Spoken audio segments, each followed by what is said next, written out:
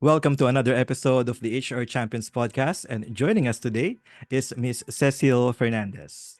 Miss Cecile is the Associate Director for Talent and Performance Program Management at Willis Tower Watsons. So thank you so much, Miss Cecile, for saying yes to this invitation. And we are really excited to have you here.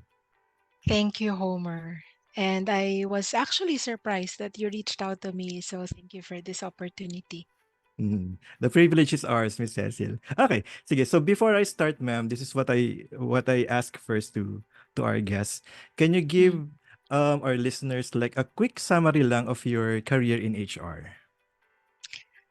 Okay, matagal-tagal yon. So, Sige, i-condense um, natin, ma'am. oh, okay. Um, Honestly, I started my career in HR late because I initially started my career with a bank because I came Mm. from a family na very traditional. So it's either you have your kid would pursue medicine, law, or Mm-hmm. being with a bank. So that's why I started my career with the bank. But then after 5 years, if I'm not mistaken, if I still remember it correctly, after 5 years, I was able to pursue my course, which is BS Psychology. Um, Kicking it off through SGV. They used to have an Mm. executive search team that time. So technically, you can say that I started my career doing recruitment. Ah, I see. And Okay. then from there, for the most part, my experience has been mostly as a generalist. I was an HR business partner. It used to be called HR consulting, and then it evolved to being called HR business partner. Mm-hmm. Nag-iiba-iba lang naman yung terms niyan, Homer. But um, generally, you're expected to be the walking Google of the Yes. company when it comes Oh. to HR matters. So that's for the most part until I fell in love with org development when I had the privilege of being certified in OD in one of my employers.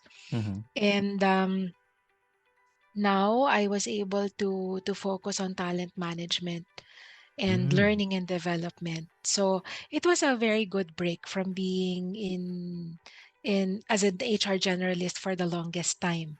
Kasi at least it allowed me to put more focus on one aspect of the work. So you'd say na during this time rather, I am now investing on gaining depth. Mm. I see. Okay. So, um, what inspired you to pursue a career in HR? Mm, I think it just happened naturally. Talaga? When I decided to take up psychology, it was basically because I was interested in talking to people. I'm an avid listener. I like listening into conversations not because of gossip, Mhm. but more about um I've always been interested in observing people's behaviors and getting to know and making sense of how they are, of who they are through the stories that they share. Mhm. And then, of course, during that time, I did not have any idea what kind of work I would land on. Mhm. So that's why I said it just happened naturally. So I'd say that with through divine intervention, the opportunity just opened to me. Maybe it was really for me. My entry point being in recruitment, but that was called technically as executive search during that time. Mhm. Um, and then in the course of doing that work, I got introduced to other HR related tasks. And ako naman kasi I'm the type na when I'm interested in doing something, I practice it. I Mhm. I I ask questions, makulit ako. Mhm. And I have no problems doing self-study. Although I learn best when I bounce ideas with other people when I'm in a Yeah. classroom. But from experience, I wasn't that fortunate. So, but then also it worked for the best because for me, the best teacher is experience. So, ang Agree. investment mo lang doon is really courage, being Yeah. able to really dive into it and experiment. And if you're lucky enough to have a boss who invests in you, that he or she creates an environment that is safe enough for you to experiment on, hindi ka matatakot na magkamali. Yes. And that's the best learning space. Mm. I definitely agree on what you said, Miss Cecil, na it takes courage. Courage and again, courage to commit mistakes. Kasi 'di ba, Yeah. you cannot master anything na agad-agad eh, 'di ba? Hindi naman gano'n eh. Hmm. You have to start somewhere, you have to make mistakes along the way and then you learn, 'di ba? And Exactly. then eventually you will master it, 'di ba? Hmm. Yeah. Oo. Okay, so in your years being in HR, what can you say na yung pinakamalaking challenge that you were able to overcome and that takes pride for you to say na I was able to overcome this and make you tell yourself like I'm a full-fledged HR. Hmm, siguro, well, in the companies that I've been, iba-iba naman ang mga boss eh. Iba-iba yung Yeah. mga experience natin sa boss natin. Mhm. And for me, it has been a mix. Um, there are bosses na who right now I'm still in touch with and have became longtime friends. And That's meron namang nice. iba na talagang you charge to experience. Nice meeting you na lang. So, Um, I'd like to believe that their combination has molded me to who I am right now and has also influenced how I practice uh, my skill as a HR practitioner. It has influenced how I deal with people. I am still learning. I consider myself to still be a work in progress. And I get the learning from the different interactions I have with the different HR practitioners I get to work with, along with the business or the folks in the business who I support. Um, One of the things I'd like to share is that I've been fortunate na as an HR business partner over the years. I just noticed na the accounts that I am assigned to support, the leaders who are there eventually become my friends. So my experience doing that role has not been limited to just being transactional. It has always been very personal to me. And it has worked well for me over the years. Although some might say na might say differently, no? But I guess different strokes for different folks, right? For Mhm. me, I have to say that over the years that has worked well for me because I learned while I am from HR, when I deal with a business, I try to also learn their side of the fence. And I guess they felt the sincerity of the support in that regard, which is why I was able to maintain friendships over the years from people who are not in HR. Mhm. Yeah. I can relate to what you said, ma'am, that there are bosses na that will really no that will really help you na to Mm. become the best version of you. And then there are bosses na talagang again as you said, 'di ba? Charge to experience, nice meeting you na lang. But I think we also learn from them, 'di ba? We also learn Yes. from everyone that we have encountered. And Mm. I think that's one good thing na you also don't burn bridges, 'di ba? Exactly. I think that's very important, especially in the corporate world, 'di ba? Mhm. Yeah, Mm. maliit lang ang mundo, sabi nga nila, Yes, 'di ba? oo, talaga. And you know what? At the end of the day, it all boils down to to you. What's in your heart, what your motives are. So, regardless what the experience has been, for as long as um, you know that you did the job as honestly as you could and with all sincerity, that's Mm. fine. You'll be fine. Yes, yes. Agree on that, Miss Cecil. Okay, sige. Moving on my next question, Miss Cecil. Eto, let's talk about employee retention. So there's a Mhm, recent survey actually wherein the top three most challenging tasks for HR teams are recruitment, employee mhm, engagement, and employee retention. So mhm, the top three is recruitment. Top two is, again, employee engagement. And yung pinakamahirap, according sa survey, sa HR community is employee retention. So, mhm. nung una ko na narinig yun, I thought recruitment was the hardest part. Kasi that's the time wherein HR will do their best again to sell the company to the applicants, 'di ba? Uh Manliligaw ka niyan, eh. Oo, 'di ba? It takes Hmm, sales skills from HR. And that's when you give your best offers, 'di ba? Nandiyan yung mga signing bonus, nandiyan yung ito yung work ano namin, work setup, 'di ba? Meron pa nga to the point na yung mga comfort rooms namin may bidet, 'di ba? May ganun. So, I thought that was the hardest part for HR. But it turned mhm. out pangatlo lang pala 'yon. So, ang pinakamahirap for them, surprisingly for me, is employee retention. So Hmm. I want to know your take. Bakit employee retention yung pinakamahirap for HR teams to do? Actually, wala namang nagbago, eh. Those 3 are the popular flavors, so to speak, Mhm. in terms of HR priorities.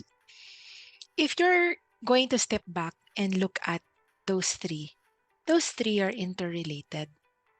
You can you can treat it as your never-ending cycle.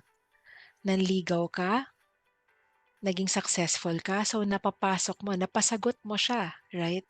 So nung napasagot mo siya, dapat masaya siya. Yeah. So paano mo siya papasayahin? And there would always be telltale signs.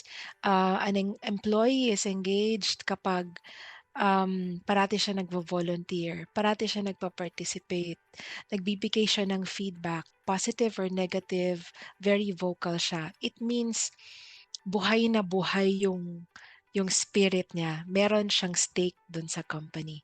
Mhm. But then maybe a series of unfortunate things probably would happen, and then kung yung high na feeling niya when he or she accepted the role, puwedeng mag-wane yun, puwede yun mag-decrease until he or she, decides to leave.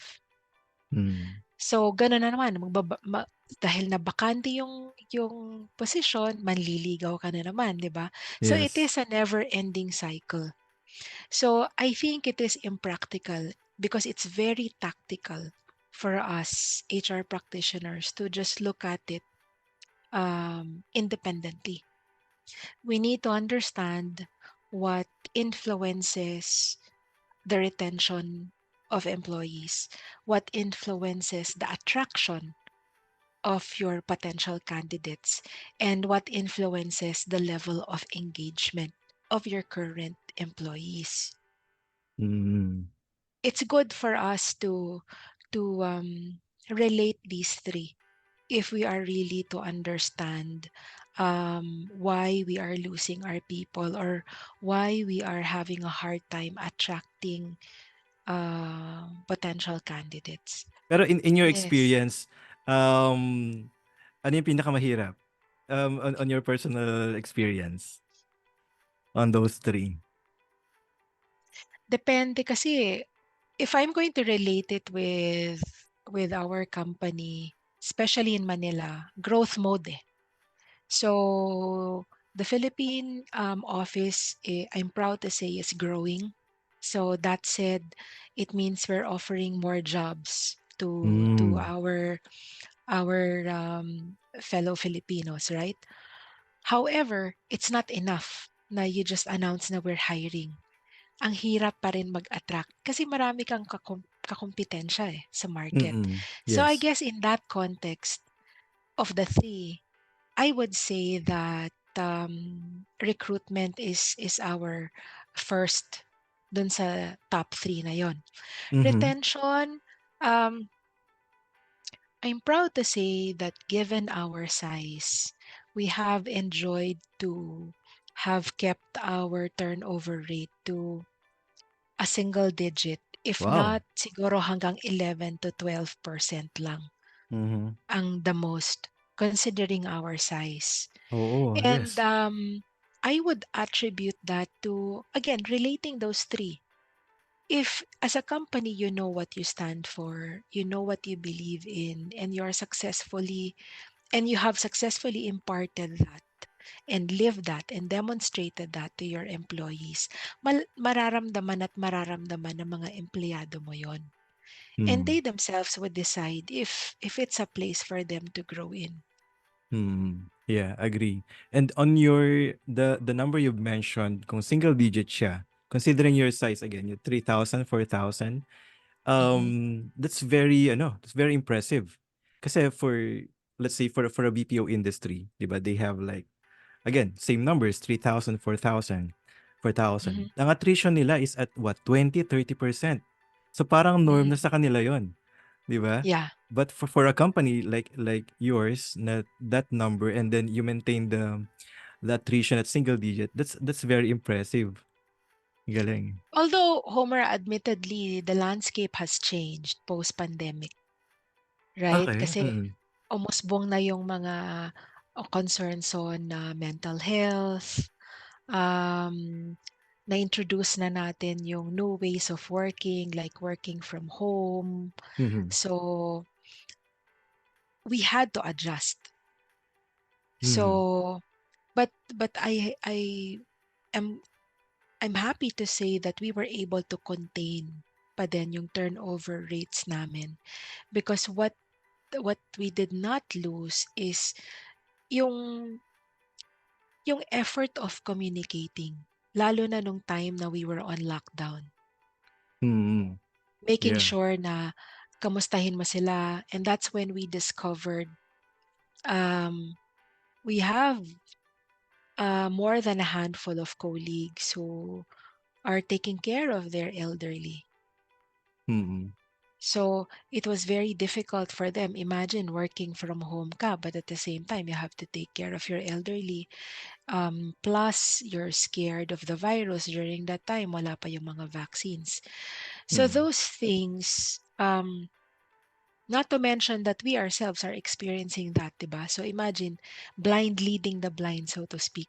But what Mm. got us going is that, the sincere efforts of connecting, the sincere efforts of talking to them, wanting to understand how we can help.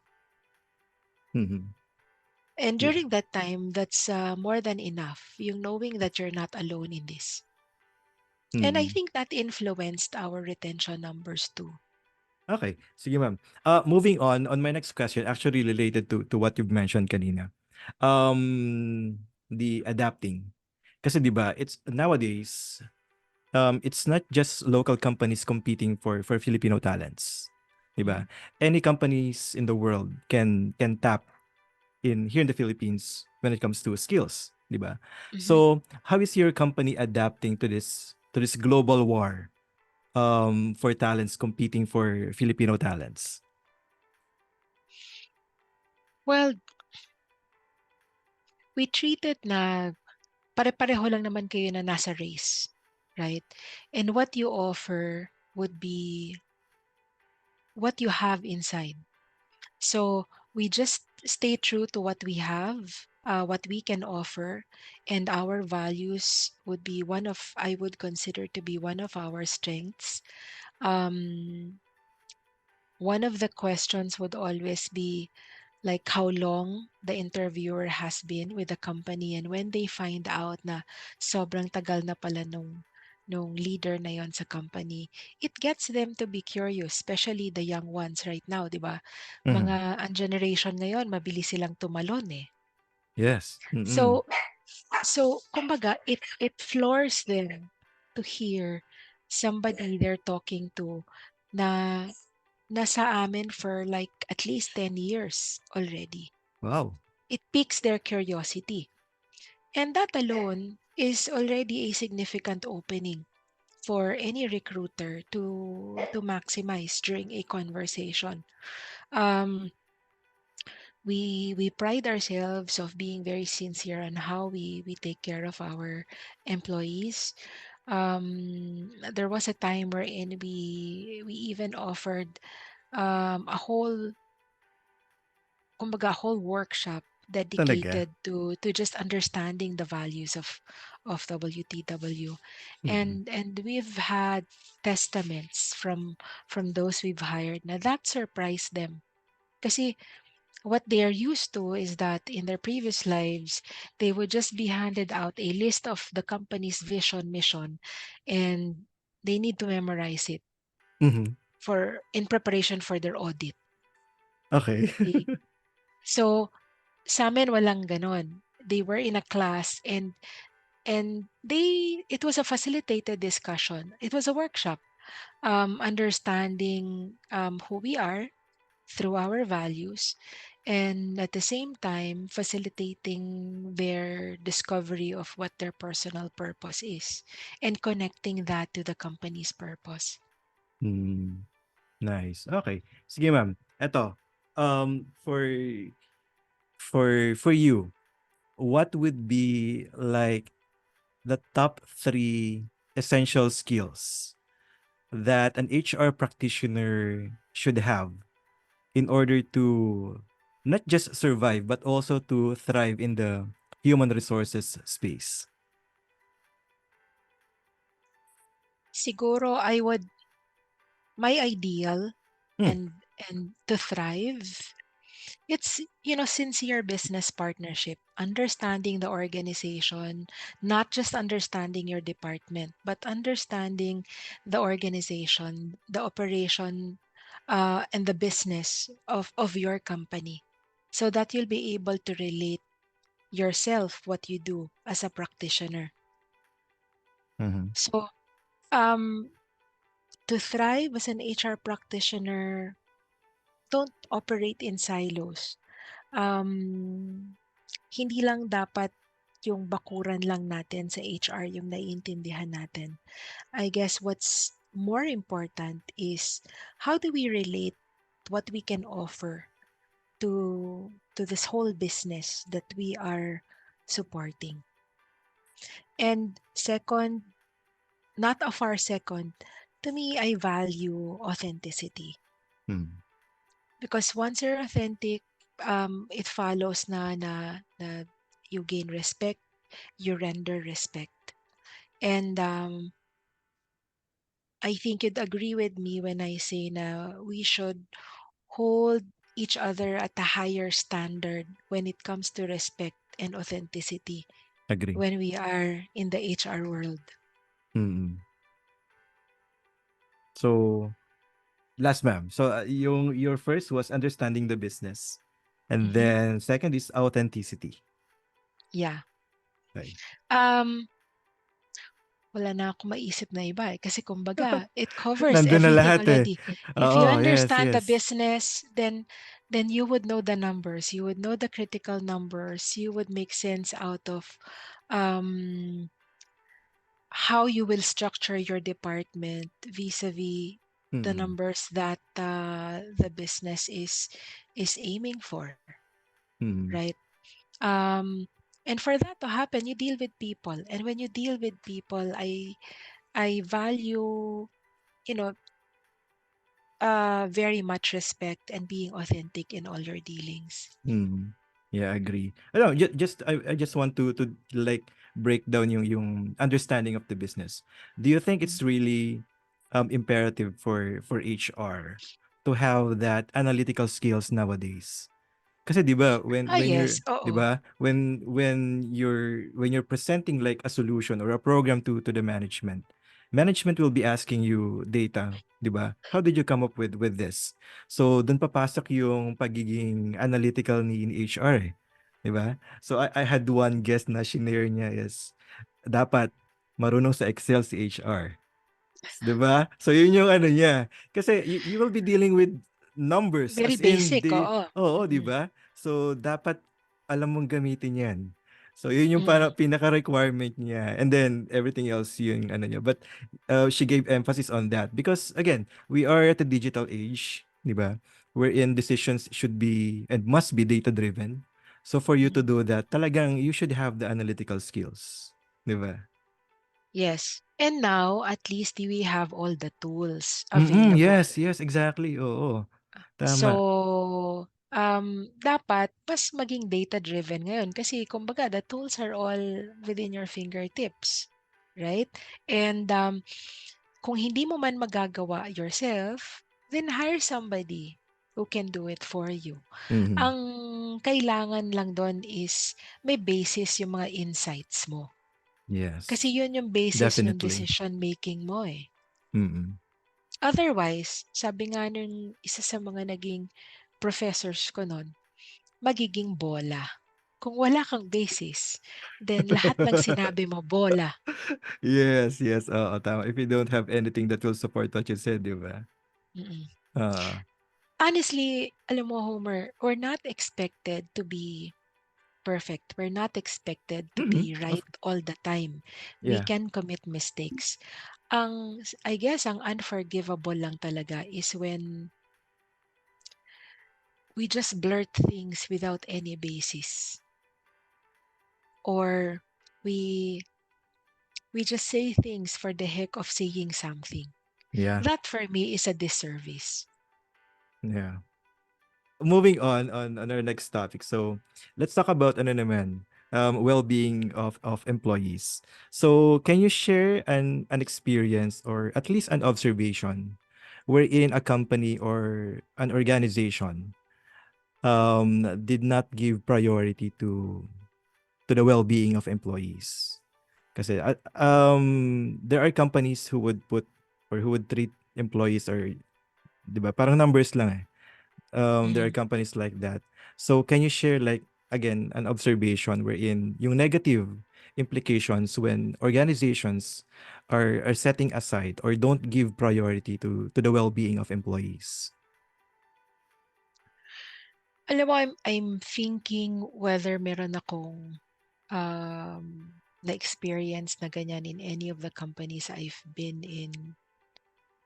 Siguro naman siguro safe to say generally wala. Difficult Mhm. bosses meron that maybe as difficult as can affect one's mental health meron. Pero Mhm. yung kamo yung a company in general who doesn't regard the employees' well-being, I can only imagine probably as a general example, um, companies who tend to yung require their employees to render overtime excessively. Yes. Mm. So, parang hindi na natapos yung peak season, 'di ba? Everyday Merong peak gano'n, eh, season. oo. Parang, Okay. and honestly, when we talk about well-being, you don't need to have a grand plan or a grand program. Taking care of your employees' well-being can be as simple as respecting their personal time, Yeah. right? Like if it's break time, pag lunch break, huwag mo na munang tawagan dahil kakain pa yung mga tao eh, 'di ba? Mm. Or um so that respecting the breaks. Second, having a limit to your OT. Yung kasi at the end of the day, like what we say, no, even equipments go through preventive maintenance. Maintenance. Ang pinaka-preventive maintenance natin as human beings, pahinga. Mhm. So if you expect your employees to work at least 50, 60 hours a week, saan sila pupulutin at the end of the day, right? Yes. Oo. Plus, net-net, it's also not productive for the company. If Mhm. um if you're if you're going to wear your business person's hat, entrepreneur hat, hindi siya malulugi ang negosyo mo kung parati ka nagbabayad ng overtime. Hmm. At Yes. lalo namang napakasama mo kung nagpapa-overtime ka na hindi mo Di pa ka na sila babayaran. binabayaran, oo. So yon. The notorious Oo. OTY. So yun. Oo, yung OTY. Um, we're talking about well-being, no? As an HR practitioner, ask yourself also, do you really, parang what is your take on your employees' well-being? You can start from there. And I always say this, if you still cannot figure out how to do that, how to promote it, siguro ask yourself, how do you want to be treated? Mhm. Kung put yourself in their shoes, 'di ba? Um, I think kaya nga siya golden rule eh, kasi very simple, 'di ba? Um, tingnan mo kung pakiramdaman mo 'yung sarili mo, if it's done to you, do you feel good about it? If it doesn't, then 'wag mong gawin sa iba. Mhm. Yes. If if you appreciate the fact that your boss allows you to eat in peace, di ka gugulahin about work matters. If you appreciate the fact that your boss reminds you to go home on time for your family, then Mhm. I think common sense would tell you na you should also pay it forward and do the same to others. Mhm. Kasi kahit na mag mag-budget tayo generously for gym, for yoga, for sports fest, pero yung day to day, ganun pa din yung how you treat your employees. Sayang lang yung programs na ni-roll out ninyo. Yeah, agree. Ito, I would like to share something. I'm not sure if you have encountered this. Kasi we have this, employees have this mentality or siguro culture, part na ng culture, wherein kapag hindi pa umuuwi yung boss, hindi pa rin sila uuwi. Mm. So, parang let's say ang schedule mo is 8 to 5 or 8 to 6. So, kapag nakita nila yung si boss nga nandiyan pa eh, wag muna paunahin muna natin si boss. May ganun eh, di ba? May ganung thinking. And I was one of them before na parang, o nga nakakahiya pag nauna pa tayo sa boss natin, di ba? So, what's your take on that? How we're going to parang influence our employees na it doesn't work that way. Na it's again disservice and disrespecting on your personal time. Na It is it is really a cultural thing, Homer. mm. Um, but you'll be surprised. Yung mga bata ngayon hindi na ganyan. Yes, yes. Oo. Pero sa mga empleyado natin na ganun pa din. And you have to commend them naman for kasi that's how they show respect. I think it's incumbent upon us to set the house rules. Mhm. Tell them straight. Kasi hindi naman sila manghuhula eh. Dapat sa atin manggaling na hindi porket I work this way, it means you also need to render the same number of hours. In one of the companies I used to be part of, in fact, I treat that company where I learned the most in terms of being an HR generalist. Our global boss, um, so that time we just launched yung work-life effectiveness. So we don't call it work-life balance kasi there's no such thing as a 50-50 split. Yes, We yes. call it work-life effectiveness because it's incumbent upon you to define what is effective for you. And as an example, um, what she shared is this. Since she lives in a different US state. So nalimutan ko na kasi sobrang tagal. But her office base is in a different state. So kailangan niya mag-shuttle Mm. pauwi. But given the distance, she can only go home on weekends. Okay? So what she does, her definition of work-life effectiveness is that yung Monday to Friday na yon, pukpukan talaga yon. Bugbog talaga. Kung trabaho, trabaho. Trabaho. Sagrado. Could be 50 hours, could be 55 hours. Bahala siya. Pero pagsakay niya ng shuttle ng Friday, wala na.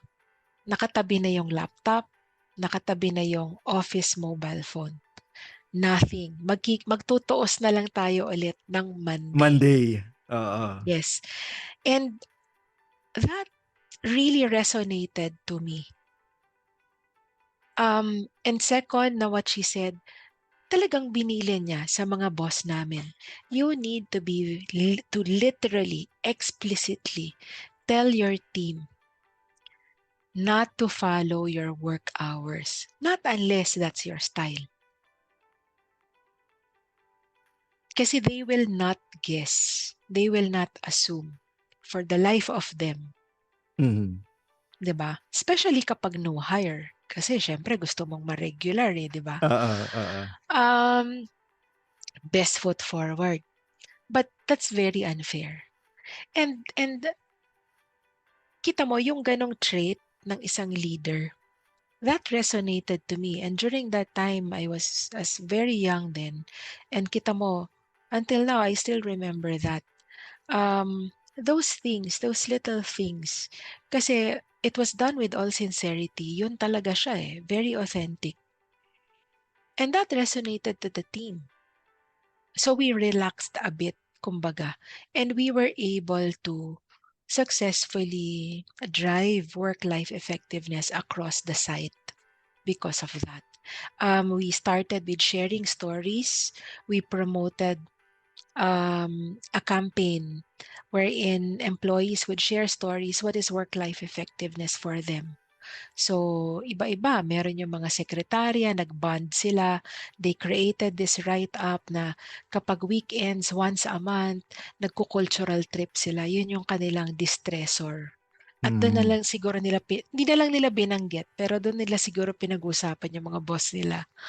Pero, I mean, that's their happy hour. That's their happy weekend. That's how they decompress. Mhm. Some people, they, um, they go home at exactly 5:30. Pero, they can assure you na kahit na 5:30 ako uuwi, tapos lahat yung dapat kong gawin for the day. Yes. So, kanya-kanya. Mhm. Yes. I can't agree more on what you've said, Miss Cecil, yung work-life um Effectiveness. effectiveness. Kasi for the longest time, we've been hearing work-life balance, balance, Mm-mm. balance, 'di ba? And sa akin kasi when you say balance, it suggests equality or parang equal amount of time on work and life. But Mm-mm. then I realized there should never be a balance, 'di ba? There should be more life than work, 'di ba? Yun yung ano ko later ko na-realize, oh nga no. We've been saying work-life balance without really understanding ano nga ba yung what's behind, what's the reason why we should strive for the work-life Mm-mm. balance. That what you said, it should be effectiveness, 'di ba? Mm-mm. Yeah, Mm. yeah.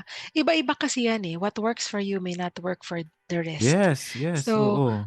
it starts with at least understanding what would work for everybody. Mm. You can't just impose a program and expect that it will work for everybody. There's no such thing as a catch-all initiative. Mhm.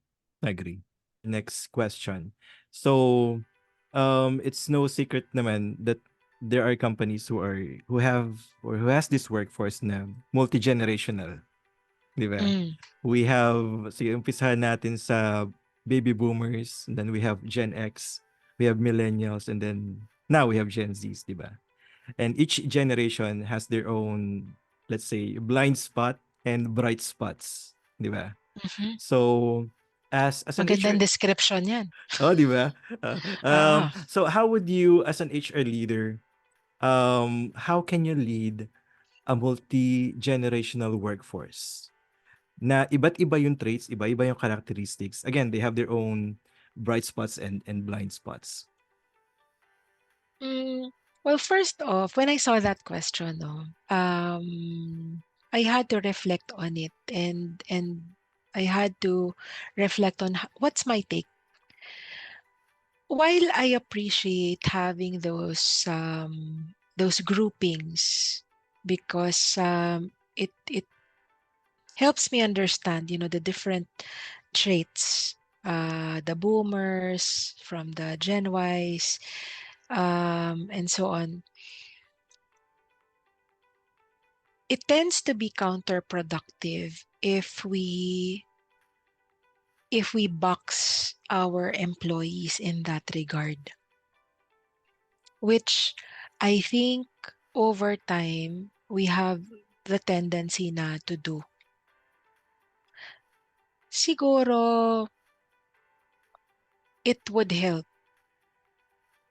if, for a change, we just simply meet people where they are. And we will only be able to do that if, well, one, we keep ourselves present and visible to them. And second, if we at least bother to spend time talking and really getting to know them, to Mm. see where they're coming from. Kasi kadalasan ngayon, it's very quick for us to judge Yes. na, ah, Gen Z yan, kaya yan mga ganyan I'm not saying that na talagang may mga blind spots. Meron.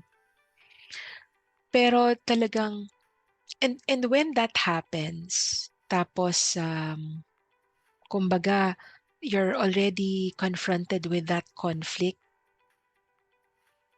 it's you against them, badly put. Talagang it's a true test of character. I have to admit it to you.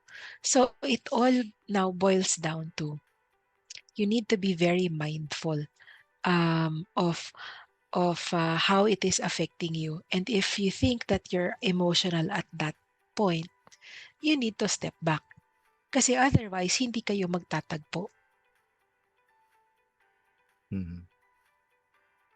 Kaya nga and I don't know if it's age, Mhm. but I realized that there's really wisdom behind less is more. When you talk less, you gain more, you realize more, and you learn more. Whereas nung mas bata pa tayo, we're so excited. Masyado tayong, puro tayong mema. Parati tayong may masasabi. Parati Mm. tayong may input. Si Little Miss Input nandyan. Parang kailangan sikat ka. But over time, I realized you actually gain more when you talk less. Mm. Okay. But at least you need to observe and you need to learn from your observations kasi mas mapapag-isipan mo how to approach um, especially the young ones now. How do you retain the newly grads now? Those who are highly inquisitive, those who are very aggressive, after 1.5 years, gusto na nilang ma-promote. How do you Mm. understand them? What do you offer for them? So, Mhm. how do you see financial help as a focal point for HR to come up with really effective employee engagement programs? Mm, it is best not to own it ourselves, but we generate ideas from our population kasi they Mhm. would know better what would work for them. Um, if you have 5,000 employees, you can potentially generate 5,000 ideas. Oo. 'Di ba? From there you can pick and choose what would work best for everyone. I'm not saying you launch 5,000 programs, but I'm just saying that let us not burden ourselves by thinking na we have all the answers. We can do research, we read the numbers, doon papasok yung data analytics. Exactly. But then that would also help us to ask the right questions to our employees para tulungan naman din nila tayo to generate initiatives, ideas. Kasi an advantage of doing that also, when they co-own programs, then the likelihood of it succeeding is higher Yes. Agree. compared to just binulaga mo lang sila na ito naisip ko Oo. overnight. 'Di ba? Mm. Allow them to co-own employee engagement. And I think that's also one of the things that we did at Willis Towers Watson.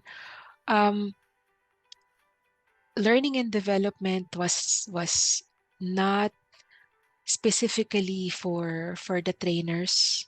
We have employees who would, hold informal learning sessions. Sino gusto matuto ng Excel? Mm. Okay? May mga tao ko kailangan matuto ng Excel. Okay, sige, ilang tao yan? 5, 10 people. Sige, let's have a learning session. Let's have a brown bag session. They did not depend on HR to do that. Sila-sila. And that generated a natural ecosystem of continuous learning. And pagdating naman sa events, depende. Parang ang secret lang is for you to tap ano yung interest. Kung interest niya learning and development, then sige, let's support that. Kung ang interest niya events management, then sila-sila naman yung mga nag-organize ng, say for example, dati nauso yung poetry reading, 'di ba? Yung mga Mm. ma-arts diyan. Yun yung naging kanilang creative outlet away from their day jobs. Meron nag-organize ng, for example, a company choir. So that could be an outlet. So those things doesn't necessarily have to come from HR alone. It could come from the employees themselves. So then what is our role then? See how we can support, how we can encourage, because these are positive initiatives. Mm. Yeah. It only makes sense na get their, 'di ba? Get their take on that, 'di ba? Kasi sa kanila naman gagaling on what works for them, 'di ba? Mm-hmm. Again, as what you've mentioned, there's no one catch all programs naman eh, 'di ba? Yeah. So you really have to get parang a survey siguro if that's the term of your workforce on what they want to get or to get themselves engaged with, 'di ba? Mm-hmm. Mm. Okay, sige ma'am, let's tap social media. Kasi 'di ba primarily social media, be it Facebook, LinkedIn, 'di ba, TikTok, Instagram, these platforms are being utilized by organization to promote yung sales, para sales and marketing. So Mm-hmm. primarily that's the purpose of social media. But nowadays, social media is being used by companies to promote yung culture within the company. 'Di ba? Nandiyan yung they are promoting employees, they are recognizing employees. Nandiyan din yung pinopost na yung mga CSR activities ni company, 'di ba? In a way that's subtle recruitment na din, 'di ba? Na Mm-hmm. for other employees na nakikita nila yung mga posts from that company. So, what's the role of HR on that aspect? Do you have like parang ano yung say ninyo when it comes to the social media and the posts that are being seen by people? Um, I think there is a guideline, or you'd say that we provide guidance as to what is proper. And we need to also sensitize our employees of the fact that when they use the company name in social media, they represent the company also. Mhm. So we need to help employees feel, responsible for uh keeping the company name. and being professional in the posts para hindi rin maging careless. Mhm. Sometimes we get too excited with what we post. Yes. If it's your personal account, um, for as long as there's no mention of anything, um, you can. It's safe to say that you can. It's your right, given that it's your account. But if there is involvement, for example, of the company, then that's when I think it is proper for HR to step in. Um, pero before that happens, I think it's best that HR provides explicit guidance Mhm. Yeah. on these things. Mhm. At your organization, ma'am, is that something written? Kasi I know companies na nasa policy nila yon when it comes to social media Yeah, it's na part of code of conduct actually, Homer. mhm. Nice. Okay. For eto ma'am, for related din sa social media and let's move on to technology and AI. So, 'di ba, AI is no secret has this immense impact across all Mhm. industries na, 'di ba? It's very Yeah. evident. And it has this profound impact when it comes to again to all industries in all aspects na siguro. So how do you see AI as a tool that HR can capitalize to improve or to somehow streamline yung mga processes ng HR? Um, AI right now, the reach is so parang right now there's no limit pa no na it tends to be scary in fact. Yes. So it really depends on your appetite. Right now, the way I see it, what we can capitalize on is we can already, predict the trend and the behavior, the learning behavior, for example, of employees. So much so na it will now help me think of what would be the most effective learning program, learning initiative, learning topics for my population. AI can help me with that. Um, yung pinag-uusapan natin kanina, in line with data analytics, you're not bounded by just Excel Mhm. to know your numbers. Yes. AI can also step in and give you the figures. Um, in terms of internal communication, through AI, you'll know what types of communication, how frequent the communication would render itself more effective for your employees. So actually, kung iisipin mo, marami tayong pwedeng gawin to maximize or to use AI to our advantage as HR practitioners. We just need to determine what is it that we are trying to discover para hindi ka rin again, hindi kasi talaga pwedeng catch all. Mhm. And some companies they tread conservatively, which is fine. So pwedeng yun nga in line with L&D trends, for example, we use AI, for example, to look at the appetite, the learning appetite. Mas gusto ba nila yung self-paced? Mas gusto ba nila yung classroom? Is Mhm. it face-to-face? Is it virtual? So, pwedeng you confine yourself in L&D alone. Or, pwede naman na you use AI for your data analytics. Yeah. For recruitment, ma'am, do you see AI as something na ano? Or is Ah, it yes, something mhm. it is. Oo. Um, actually, for you to formulate sound sourcing strategies, AI can be your friend. Mhm. 'di ba? What is more appealing to this generation? Which sites, which websites do they go to entrust their resumes, 'di Mhm. ba? If you want statistics, AI can easily provide that for you. Yes. My next question. So, what do you think is an ideal benefit program that will help employee engagement and retention? Kasi let's say attrition is part of the part of the employee cycle, 'di ba? It's hindi naman Mhm. mawawala yan. There's no company that doesn't suffer attrition.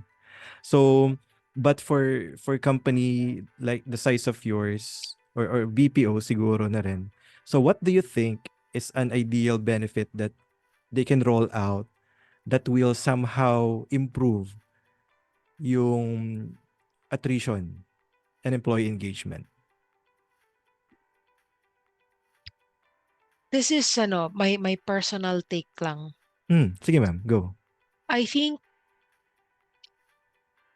it's a huge advantage to offer a hybrid working environment.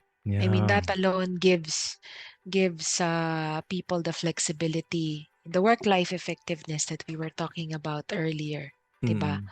Um, yung really promoting a results-based environment para para yung mawala na yung traditional practice na you clock in and clock out from work.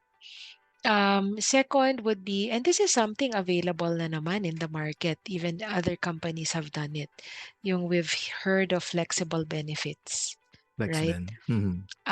Yung having having the autonomy to choose what benefit would work for you. And I think that would address yung sinasabi mo kanina, not all programs would cater to all. Kung ang benefit strategy nyo very heavy on retirement, ang workforce mo napakabata pa, 'di Mm. ba? So Mismatch. they Mm. yeah, they won't appreciate that. So yun, mga things like that. My next question. So if there's one misconception about HR that you want to disprove, what would that be? Hindi kami principal at wala kami sa principal's office. Um, and I guess I say this because I'm not a traditional HR person. I believe that I'm not. Um, of ano lang yan eh. when when you talk to HR, you expect that they know HR things, HR related matters.